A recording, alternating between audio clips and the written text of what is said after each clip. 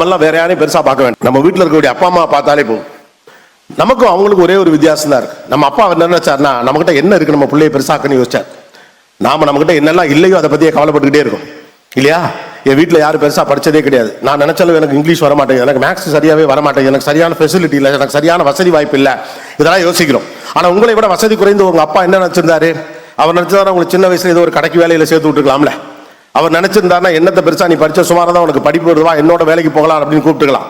ஆனா எனக்கு சாப்பாடே இல்லாட்டியும் கூட தன்னுடைய பிள்ளையை எப்படியாவது ஆளாக்கணும், பெரிய பிள்ளைங்கள் ஆக்கணும், இருக்க வருமானத்தை இறுக்கி பிடிச்சி ஒரு நல்ல படிப்பு கொடுத்து அவங்களை பெரிய இடத்துல கை தூக்கி விடணும்னு அப்பா நினைக்கிறார்ல. அதுக்கு பின்னால என்ன இருக்கு? இருப்பதை வைத்து என்ன செய்யலாம் என்ற எண்ணம் இருக்கிறது. தன் பிள்ளை தன்னை விட பெரிய ஆளாக வர வேண்டும் என்ற ஆசை இருக்கிறது. நான் பட்ட கஷ்டத்துல ஒண்ணு கூட என்னுடைய பிள்ளை படக்கூடாது என்ற எண்ணம் இருக்கிறது. அந்த எண்ணம் தான் நம்மளை கொண்டாந்து இங்க உட்கார வச்சிருக்கு. ரைட்டா? தட்ஸ் கால் உள்ளுவதெல்லாம் உயர்வுள்ளன். நாமளும் அதான் பார்க்கணும். நம்மகிட்ட என்ன மைனஸ் இருக்குன்னா எப்பவுமே பார்ப்போம் இல்லையா? என்கிட்ட இது இல்லை, அது இல்லை, அது இல்லை, அவன்கிட்ட அது இருக்கு, அவள்கிட்ட அது இருக்கு, எங்கிட்ட இது இல்லை, எங்க மாமா வீட்டில் இருக்கு, எங்க சித்தப்பா வீட்டில் இருக்கு, எங்க வீட்டில் இது இல்லை, அவன் இங்கே இருக்கான், அவன் இப்படி இருக்கான், அவனுக்கு அந்த வசதி இருக்கு, அந்த வசதி இருக்கு, எனக்கு அது இல்லை. நோ, நம்மகிட்ட என்னெல்லாம் இல்லைன்னு கவுண்ட் பண்றதுக்கு பேர் எல்லாம் வாழ்க்கை. நம்மகிட்ட என்னெல்லாம் இருக்குன்னு கவுண்ட் பண்றதுக்கு பேர் தான் வாழ்க்கை. முக்கியமான விஷயம், உங்கள்கிட்ட எல்லாம் உசுர் இருக்கு இல்லையா?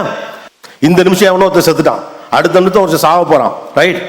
அப்ப நம்மகிட்ட எல்லாம் முதல்ல உயிர் இருக்குது, அருமையான இடத்துல படிக்கிறதுக்கான வாய்ப்பு இருக்குது, படிக்க வைக்கிறதுக்கு அம்மா அப்பா இருக்காங்க, படிப்பு சொல்லிக் கொடுக்க வாத்தியார்கள் இருக்காங்க, ஒரு சூப்பரான வாழ்க்கையை நமக்கு இருக்கு. இதை வச்சுக்கிட்டு நம்ம என்ன பண்ண போறோங்கிற கேள்விதான் ரொம்ப முக்கியமானது.